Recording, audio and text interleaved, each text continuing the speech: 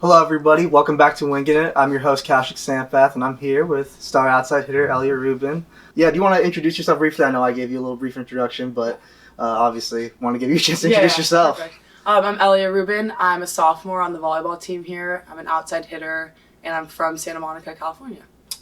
Elia Rubin is a sophomore outside hitter on the Stanford women's volleyball team. Hailing from Los Angeles, Elia was one of the top volleyball players in the nation in high school, choosing Stanford over a variety of other top volleyball schools. To stand out in her short time on the farm, Elia has been named to the All Pac-12 team twice and has helped the Cardinal win 2 Pac-12 titles. In this video, I sat down with Elia to talk about her journey with volleyball and her interests off the court as we eat some hot wings. Yeah, okay, so we'll be eating some hot wings right now. If you're at Stanford and you know Treehouse, we're getting the wings from Treehouse. Yeah, we're going to use this alchemy sauce right here. It's kind of hot, but yeah, let's you want to take a dab? Let's try to see if we can. Oh gosh, the Cheers. sauce. Okay.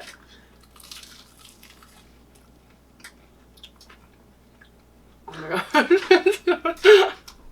Okay. I don't think it's actually really spicy. Now it's hitting me. It's hitting a little bit. Yeah. But we're still ready to go. Yeah. We'll start with the first question. How'd you get into volleyball growing up? When were you first introduced to the game? It's a really weird story. I one day just went to my dad and I was like, can I play volleyball? I want to play volleyball. And the club that I played for my whole life practiced a block from my house. So I showed up and my mouth is so Okay, I'm sorry, my ears are like... Do you guys need water? Yes. Please. Oh, I got a good one. Okay. If you could play any other sport, what would it be? Okay. I'd probably say basketball just because that's what I played growing up. I was good at basketball too, but I hated the uniforms. I literally would wear my volleyball spandex to practice because I hated wearing the long shorts. So weird. My mom's like, that's not how it works. You have to wear your basketball uniform to basketball.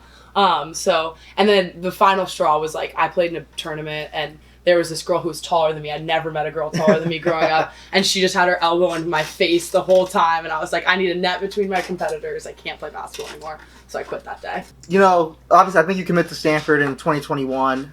Obviously, Coach Hambley and the program, they had won a championship in 2018, and they were kind of on a high. Yeah. And then maybe with COVID, it's a little bit of a low point, I think. 2020, 2021, maybe underperforming a little bit. What kind of made you, stay through with your commitment to the program even throughout those low points? Yeah, I mean, obviously, like you said, when I committed, it was coming off the national championship, so I was so stoked about that. But then they had a little bit of, but the COVID restrictions here were so hard, so they couldn't practice, and they were down in a lot of numbers, so it was tough. They were put in a hard situation. But I think just what made me stay so positive and optimistic about it was the people and just what Stanford has to offer. It's so hard. There was nothing that would have changed my commitment. If you didn't commit to Stanford, where would you go? Oh, this hurts. I really wanted to go to Texas.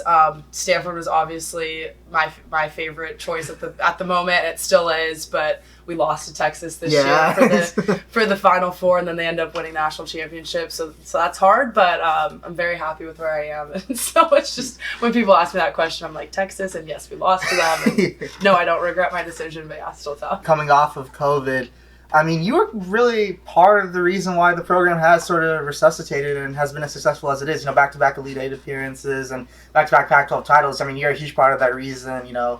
And so, what was it kind of like to maybe, I don't want to say resurrect because obviously the program was good, and Coach Hamley's, built a really good program. But, I guess sort of a mini resurrection of sorts and help maybe usher the program into a new stage. Yeah, I mean, I think something that I bring to the table is just my competitive spirit, and I think that's something that they lost it during the past couple, or with the COVID year and stuff like that. So I think when our class came in, our big focus just was team culture and kind of rebuilding that the way we wanted it to be moving forward and carrying on the legacy of being the most winning program in volleyball. So I think just kind of bringing in that more competitive fire and trying to bring that back to life, which it was always there, but it was more so just bringing it back.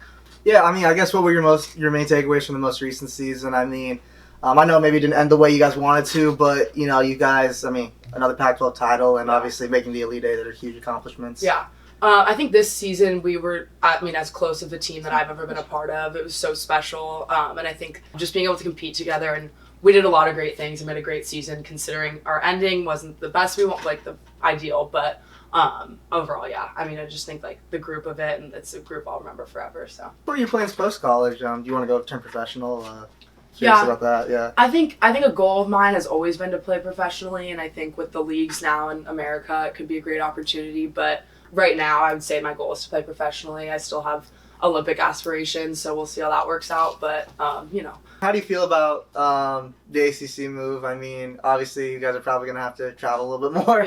Yeah. I mean, the Pac-12 is such an iconic conference, and I was so excited to come play in the Pac-12, especially like with the LA schools. I love going down there, playing at home. But I don't know. I think the ACC is going to be a cool move for us, and I think the athletic department it has our best interests in mind when making all of these decisions. So, I mean, I'm hopeful that the travel schedule won't be as bad as we're all thinking it's going to be. It probably will be, but, you know, we'll roll with the punches. And I'm excited to go play on the East Coast. I think it'll be a cool experience. Obviously, the NCAA has instituted some new rule changes for women's volleyball. Obviously, you can double touch now, which is, you know, a little strange. Yeah. But what are maybe your thoughts on it? Yeah, I mean, I can see both sides of it. Some people are really upset about it. Some people are happy about it. I'm kind of neutral. I think that like something that separates our setter, Cammie, like she can set a ball from so far off the court and make it perfect to wherever she wants, and that's something that's so special because she's so strong and talented.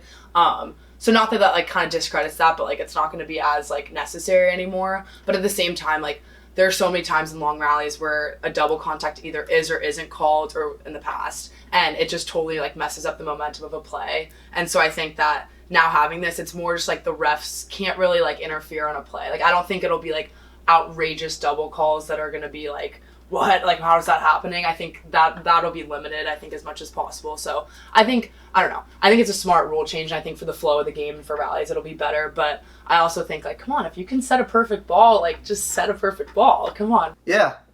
Thank you all for tuning into the show. We'll just do one more final toast. Thank you for having me.